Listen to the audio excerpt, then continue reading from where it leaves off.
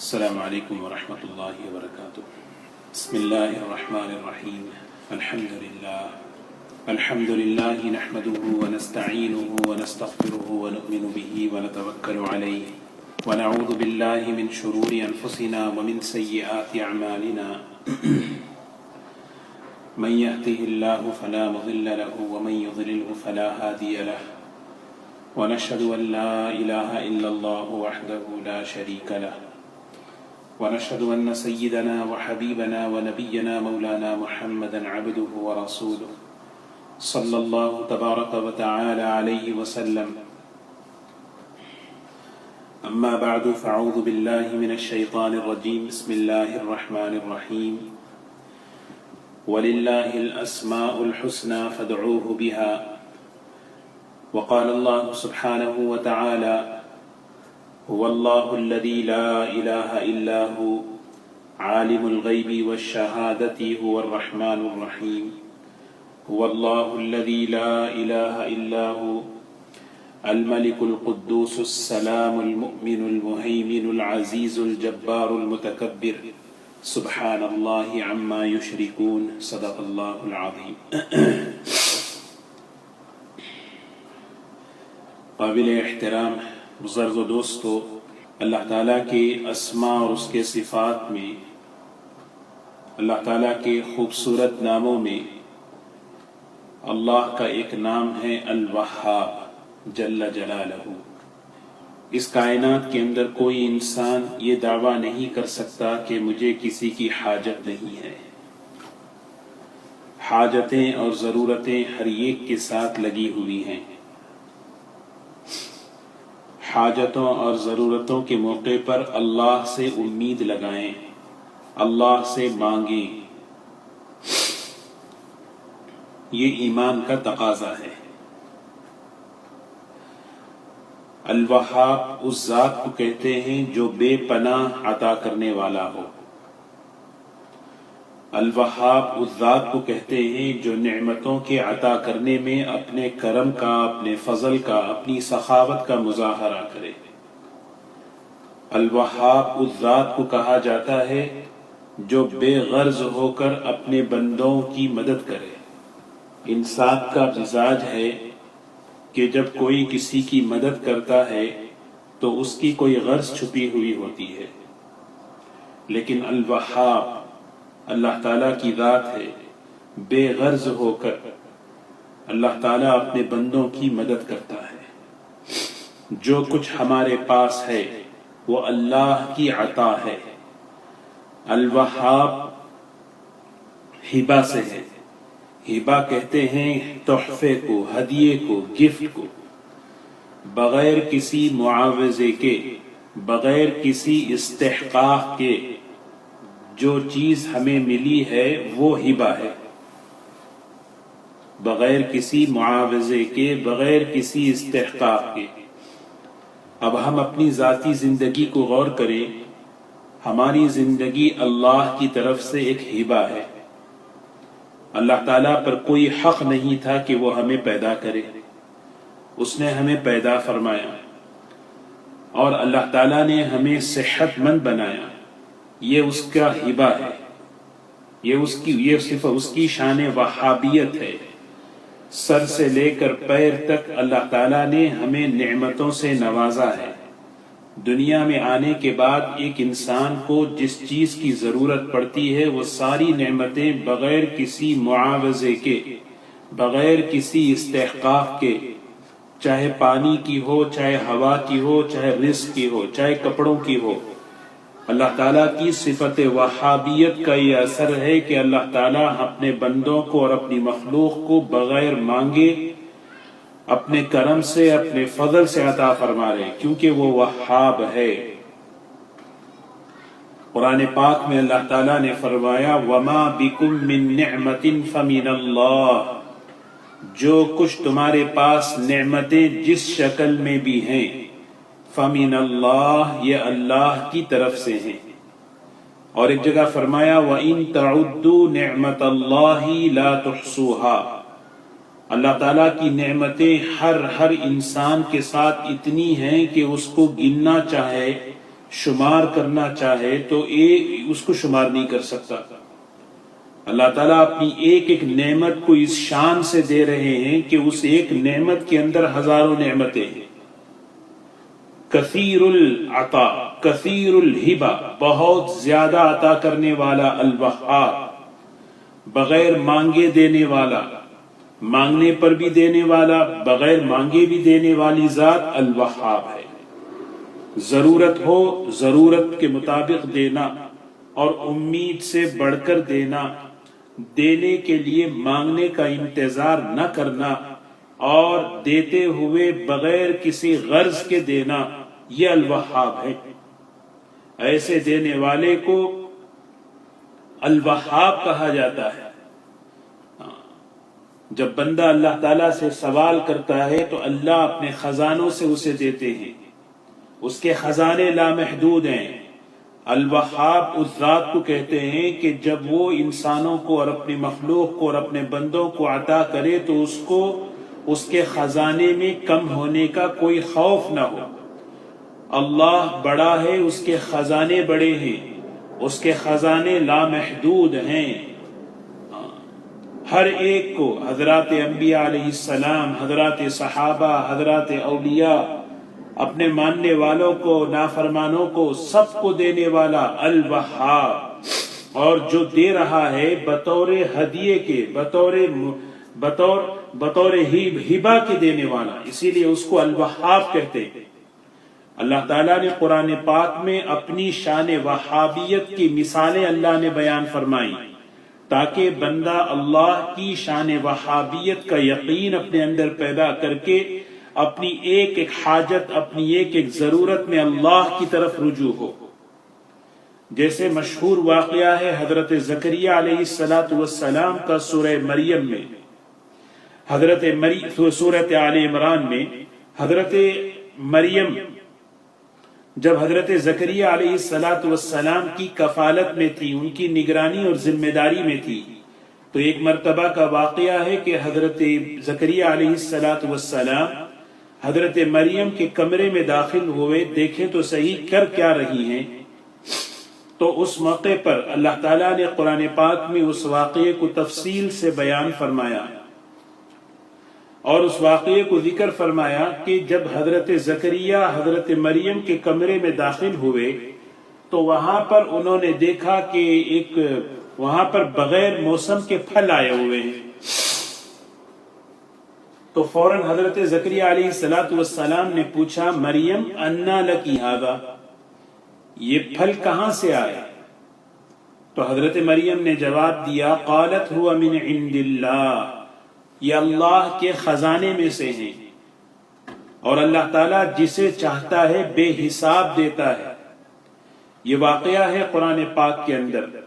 تو حضرت زکریا علیہ السلام کے دل میں ایک خیال آیا، جو اللہ تبارک و تعالی بغیر موسم کے پھل دے سکتا ہے اپنی قدرت سے، وہ اللہ تبارک و تعالی مجھے بھی اولاد دے سکتا ہے بڑھاپے میں، جبکہ بیوی باندھ ہو چکی ہے، میں بوڑھا ہو چکا ہوں۔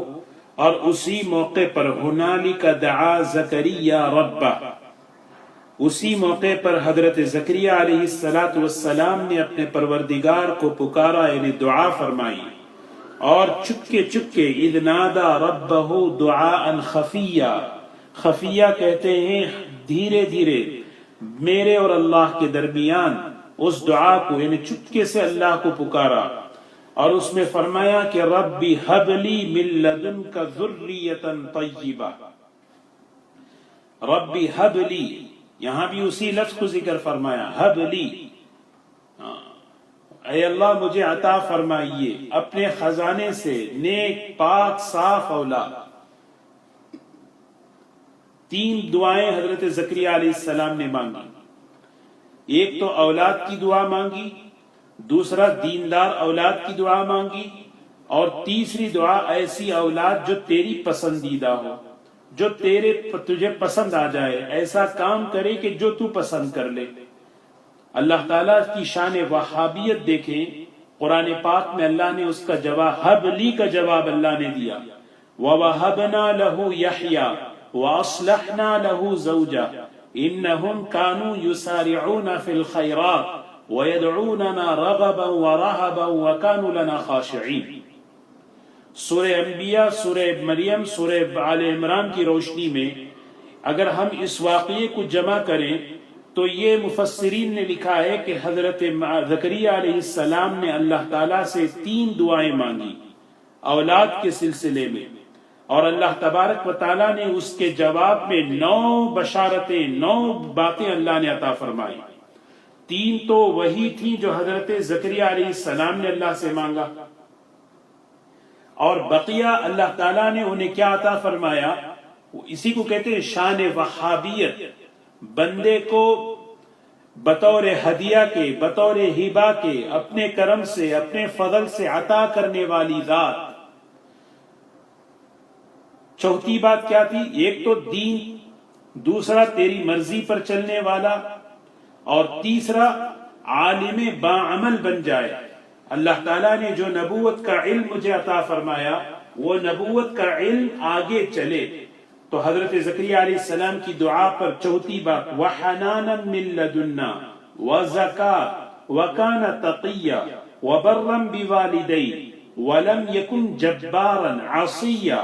سبحان اللہ، 3 باتیں تو حضرت زکریا نے مانگی، اور مزید 6 انعامات اللہ نے، کہ ہم آپ کو ایسی اولاد دے رہے ہیں جس کے مزاج میں نرمی، جس کا دل نرم، اور تقوی اور طہارت اور پاکیزگی والی زندگی، ماں باپ کی فرما بردار والی زندگی، اور پھر کبھی انہوں نے اللہ کی نافرمانی نہیں کرنے والے، اور اللہ کے بندوں کے حق میں کبھی جو ہے حق تلفی نہ کرنے والے، عاصیاً، مزاج میں تکبر نہیں، شرارت نہیں، بلکہ مزاج میں تواضع۔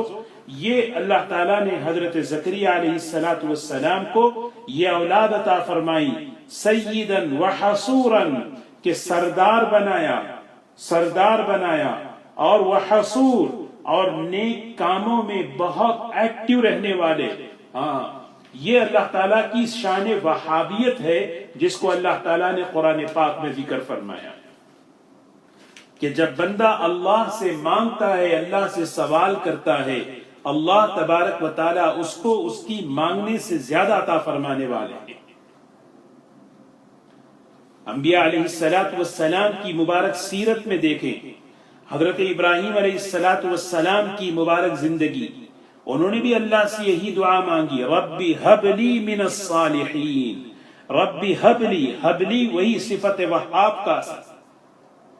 حضرت ابراہیم علیہ السلام کو نمرود کی طاقت ختم کرنے پر لگی تھی، لیکن اللہ کی قدرت دیکھیں، اللہ تعالیٰ نے ان کی حفاظت فرمائی، اور انہیں بڑھاپے تک، اور بڑھاپے میں اللہ نے حضرت اسماعیل، حضرت اسحاق علیہ السلام، یہ 2 اولادیں انہیں عطا فرمائی، جس کو حضرت ابراہیم علیہ السلام نے اللہ کا شکر ان الفاظ میں فرمایا، الحمدللہ الذی وہب لی علی الکبر، تمام تعریفیں اللہ کے لیے ہیں جس نے اس بڑھاپے میں اپنی قدرت سے، اپنی شان وہابیت سے 2 اولادیں اسماعیل اور اسحاق مجھے عطا فرمائے۔ ان ربی لسمیع الدعاء، بے شک میرا پروردگار میری دعاؤں کو سننے والا۔ اللہ کی شان وہابیت کا اتنا یقین حضرات انبیاء علیہ السلام پر، ان کی دعائیں قرآن پاک میں، حضرت زکریا کی دعا سنائی گئی اسی لفظ شان وہاب، اسی لیے اللہ کو یہ نام بہت پسند، یا وہاب، اے عطا کرنے والی ذات۔ کیسے عطا کرنے والی؟ بے غرض ہو کر، اپنے فضل سے، اپنی رحمت سے، اور جو نعمتوں کے دینے میں تسلسل کرے، اور جس کی نعمتوں میں کبھی زوال نہ ہو، جس کی نعمتیں کبھی ختم نہ ہوں، اور وہ دے تو ایسے دے کہ وہ بطور رحمت کے دے، اس کو کہتے ہیں شان وہاب۔ حضرت ابراہیم علیہ السلام کی دعائیں قرآن پاک میں جو ذکر فرمائی، وہاں پر یہ لفظ بھی آیا ہے، ربی ہب لی حکما والحقنی بالصالحین واجعل لی لسان صدق فی الآخرین وجعلنی من ورثۃ جنۃ النعیم، اے اللہ مجھے حکمت عطا فرمائیے، نیک لوگوں کے ساتھ آخرت میں مجھے شامل فرما دیجئے، اور میرے دنیا سے جانے کے بعد آنے والوں میں میرا نام اچھا جاری فرمائیے۔ یہ نعمتیں حضرت ابراہیم علیہ السلام اللہ سے مانگ رہے ہیں تو اللہ کی صفت وہابیت کا واسطہ دے کر مانگ رہے ہیں، رب ہب لی۔ قرآن پاک کے اندر اللہ تبارک و تعالیٰ نے یہ بات، یہ اللہ نے اپنا تعارف جو فرمایا اپنے صفات کا، اپنے ناموں کا، یہ دعا جو کل ہم نے درس قرآن میں بھی یہ دعا ہم نے پڑھی تھی، ربنا لا تزغ قلوبنا بعد اذ ہدیتنا وہب لنا من لدنک رحمہ انک انت الوہاب، انک انت الوہاب۔ اے ہمارے پروردگار، اے ہمارے اللہ، لا تزغ قلوبنا، ہمارے دلوں کو حق سے، سیدھے راستے سے نہ ہٹا دیجئے۔ یہ سب سے بڑا مسئلہ ہے، ہمارے دلوں کو سیدھے راستے سے، حق کے راستے سے نہ ہٹانا۔ لا تزغ قلوبنا، ماحول فتنے کا ہے، نفس اور شیطانی ماحول ہے، قدم قدم پر گمراہیاں ہیں، اور دلوں کے اندر یہ چیز ہے کہ وہ دل بہت جلدی ماحول کا اثر قبول کرتا ہے، اور جب دل ماحول کا اثر قبول کر کے دل میں ٹیڑھا پن آ جاتا ہے تو جسم کے اعضاء بھی ٹیڑھے ہو جاتے ہیں۔ اعضاء کا مطلب عمل میں گمراہی آ جاتی ہے۔ اسی لیے نبی کریم صلی اللہ علیہ وسلم نے فرمایا، الا ان فی الجسد مضغہ اذا صلحت صلح الجسد کلہ واذا فسدت فسد الجسد کلہ، سنو تمہارے جسم میں ایک ٹکڑا ہے، ایک لوتھڑا ہے، اس کا نام ہے دل، جب وہ سنورتا ہے تو پورے جسم کے اعضاء سنورتے ہیں۔ جب دل ہدایت پر رہے، سیدھے راستے پر رہے، اس کے اثرات پورے جسم پر، پورے اعضاء پر باقی رہتے ہیں۔ اسی لیے دعا سکھائی گئی کہ دل میں ٹیڑھا پن نہ ہو، کہیں ایسا نہ ہو کہ دلوں کا ٹیڑھا پن عقیدے کے ٹیڑھا پن تک چلا جاتا ہے۔ ربنا لا تزغ قلوبنا بعد اذ ہدیتنا، جس کرم سے، جس فضل سے اے اللہ آپ نے مجھے ہدایت دی ہے، اسی کرم سے آپ ہم سب کو دلوں کے ٹیڑھا پن سے بچا لیجئے۔ یہ چیز آدمی جو ہے سوچے۔ تین نعمتیں بڑی اہم ہیں، ہدایت کا ملنا، ہدایت پر باقی رہنا، اور ہدایت کے ساتھ دنیا سے جانا۔ یہ تین بڑی نعمتیں ہیں، ہدایت کا ملنا، ایمان کا ملنا، ایمان پر ثابت قدم رہنا، اور ایمان پر خاتمہ ہو جائے۔ یہ تینوں نعمتوں کے لیے ایک جو دعا ہے وہ ربنا لا تزغ قلوبنا بعد اذ ہدیتنا وہب لنا، ہبہ کر دیجئے، وہب لنا، لنا عربی میں لغت کے اعتبار سے لنا میں جو لام ہے وہ نافع، لام نافع ہے۔ کیا مطلب؟ ایسا ہدیہ ہمیں عطا فرما جس میں ہمارا نفع ہو، ہمارا فائدہ ہو۔ اے اللہ جس کرم سے آپ نے ہمیں ہدایت دی ہے اسی کرم سے ہدایت پر باقی رکھیے، اور ایمان پر خاتمہ، ہدایت پر جمنا، ہدایت کے ساتھ دنیا سے جانا۔ یہ ایسی بڑی نعمت ہے جس کی برکت سے انسان آخرت کی ہمیشہ ہمیشہ کی ناکامی سے بچ جاتا ہے۔ اس نعمت کو جب اللہ نے مانگنا سکھایا تو لفظ ہبہ سے سکھایا، مانگو ربنا لا تزغ قلوبنا بعد اذ ہدیتنا وہب لنا، کیونکہ ہبہ بغیر معاوضے کے ہوتا ہے۔ یہ تحفہ، انعام، کوئی بھی ایمان ہمیں جو ملا ہے، ہدایت پر ہماری جو زندگی ہے، یہ اس میں ہمارا کوئی کمال نہیں ہے، یہ اللہ کا کرم ہے، اس کا فضل ہے، اس کا انعام ہے۔ تو ہدایت کا ملنا، ہدایت پر باقی رہنا، اور ہدایت کے ساتھ دنیا سے رخصت ہو جائے، یہ بہت بڑی نعمت۔ جن کے دلوں میں اس کی قدر ہے وہ اس کی فکر کرتے ہیں، وہ دعائیں مانگتے ہیں۔ کل ہی ایک جنازے میں شرکت ہوئی تو ایک ایک بہت ہی عمر رسیدہ خاتون، انہوں نے بلا کر کہا کہ بس میرے لیے دعا کریں. میں سوچ رہا تھا کہ شاید وہ اپنی صحت کی، اپنے کس چیز کی دعا کی درخواست کریں. میں بولا ضرور انشاءاللہ دعا کریں گے. انہوں نے کہا کہ بس دعا کر دیں اللہ میرا ایمان پر خاتمہ فرما دیں. دعا کر دیں اللہ میرا ایمان پر خاتمہ کر دے. کتنی بڑی نعمت ہے. اتنی بڑی نعمت کو جب اللہ تعالیٰ نے مانگنا سکھایا تو اس لفظ سے ہبہ کیوں مانگ رہے اتنی بڑی نعمت؟ انکا انت الوہاب. اس لیے مانگنے کا کوئی حق نہیں ہے، اس لیے مانگا جا رہا ہے اس لیے کہ آپ بڑے داتا ہیں، بڑے عطا فرمانے والے ہیں. آپ ہبہ ہدیہ اس لیے آپ سے مانگ رہے ہیں، آپ بڑے نوازنے والے ہیں. استحقاق نہیں دیکھ رہے. کوئی ہمارے پاس ایسا عمل نہیں ہے جس سے مفتی تقی صاحب دامت برکاتہم نے ایک واقعہ لکھا کہ ایک مرتبہ وہ اپنے والد مفتی شفیع صاحب رحمت اللہ علیہ کے ساتھ کہیں جا رہے تھے راستے میں سواری پر. ایک مانگنے والا فقیر حضرت سے آ کر سوال کرنے لگا تو حضرت مفتی شفیع صاحب رحمت اللہ علیہ نے اس کو کچھ دے دیا. تو مفتی تقی صاحب دامت برکاتہم نے اپنے والد سے کہا کہ جتنا آپ نے دیا ہے وہ اس کا مستحق نہیں ہے، وہ اتنے کا تو مستحق نہیں ہے. تو فرماتے میرے والد صاحب نے میری تربیت کے لیے جو بات کہی وہ ہم سب کے لیے غور کرنے کی ہے.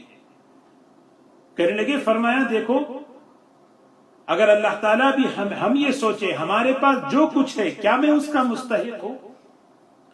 کیا میں صحت ملی ہے، نعمت ملی ہے، دنیا کی، دین کی، میرا ایمان ہے، ایمان پر نیکیوں کے راستے پر چلنا، کیا یہ سب استحقاق ہے؟ کس چیز کی اہلیت کی بنیاد پر انسان کہتا ہے؟ اسی لیے فرمایا نہیں اللہ کی صفت وہابیت ہے. یہ بڑی بڑی نعمتیں، ایمان کا ملنا، ایمان پر قائم رہنا. ایک اور دعا قرآن پاک میں اللہ نے ہمیں سکھائی ہے، ہمیں اللہ نے بتائی ہے.